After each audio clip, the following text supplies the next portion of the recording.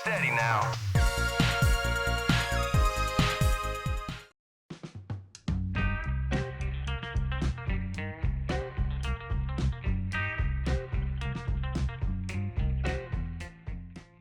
Gambling and combat sports often go hand in hand, as those looking to make some cash can try their luck.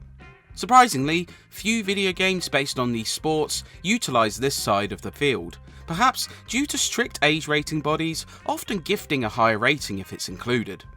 The con is rather unique then, as it combined a fighting game with a gambling side hustle.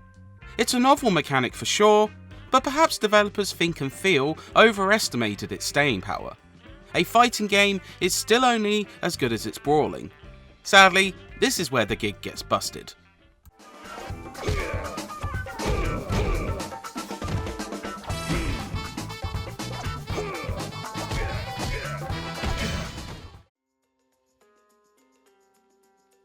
On the surface, the con delivers a standard PlayStation portable fighting game, replete with a fair number of modes and fighters. Each comes with a unique fighting style, ranging from wrestling to taekwondo, though they don't leave much of an impression in terms of looks or personality.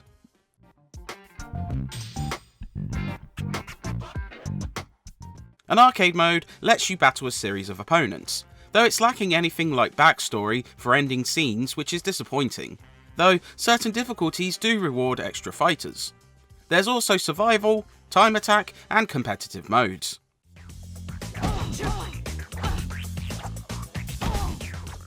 Handily, you can partake either with 2 copies or by game sharing, though the latter does limit your choice of fighter, but it's nice to be able to brawl with a friend. The main meat of the con lies in its story mode, where using either one of those aforementioned fighters or your own creation, you begin a journey into the underground world of fighting and gambling. Outside can be rougher than in if you're not careful. Think you got what it takes? There's a fair amount of story scenes, some of which involve your protagonist, but due to being able to choose from so many customization options, they opt to show their shades and close-ups or backshots, which can be a touch confusing. I own you. Let's go somewhere quiet. It's mostly fluff anyway, replete with uninteresting characters and mid-2000s cool dialogue that proves cringeworthy. Big news, bro. Somebody popped up Mamona Arena a couple hours ago. Away from this, you and a team of 2 other fighters must climb the ranks by defeating foes and making cash, with several tiers to work through.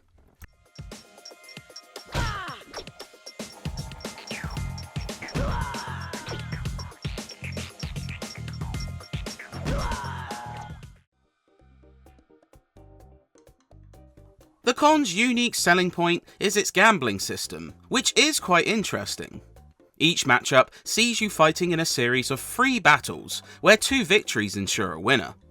Each competitor has betting odds, and the bigger they are, the better the payout. You can bet on yourself, but also your opponent, which adds an interesting wrinkle into the mix. But conning folks isn't as simple as winning or losing, as you can set how long before bets are taken, which gives a window to change the odds further.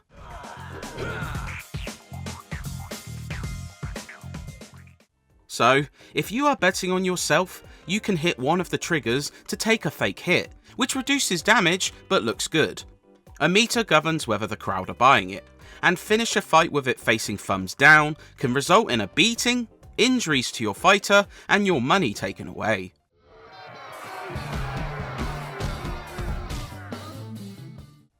The risk-reward factor, tension of maintaining the con, and increasing stakes through higher bets make it genuinely strategic and fun to experiment. The major problem with the con is the fighting itself. It's just too basic to stave off repetition. Despite the myriad of styles you can select, each feels relatively similar to use aside from surface level tweaks, such as wrestling's proficiency in grabs.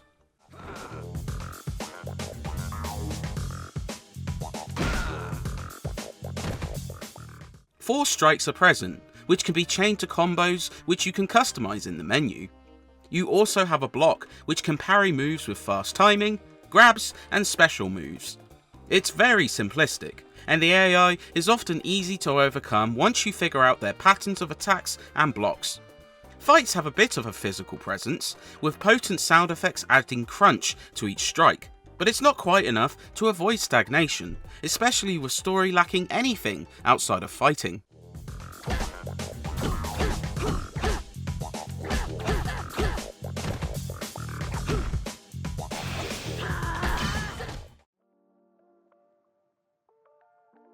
It doesn't help that the con looks pretty bland.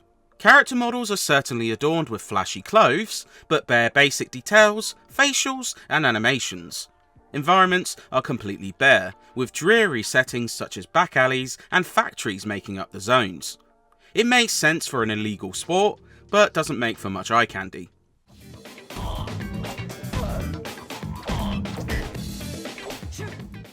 Performance is sturdy at least, and seeing some bloodied faces or cuts as you progress is a cool touch, but it's not quite enough. The sound isn't much better outside of hard-hitting strikes. The music feels out of place, with jazzy accompaniments not quite meshing with the seedy settings. Voice work is exaggerated, yet somehow still bland, not helped by the aforementioned cringy dialogue. Is everything in place for the tournament?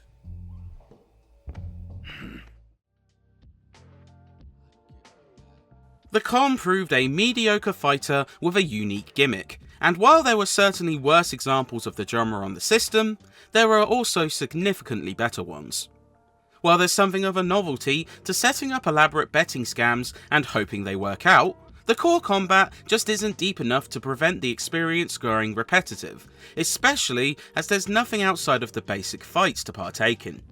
It doesn't help that it also suffers a drab presentation, replete with forgettable characters and lackluster dialogue.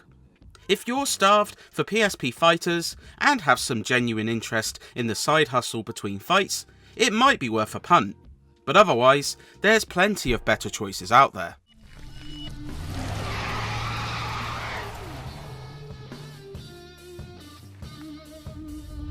No one owns me.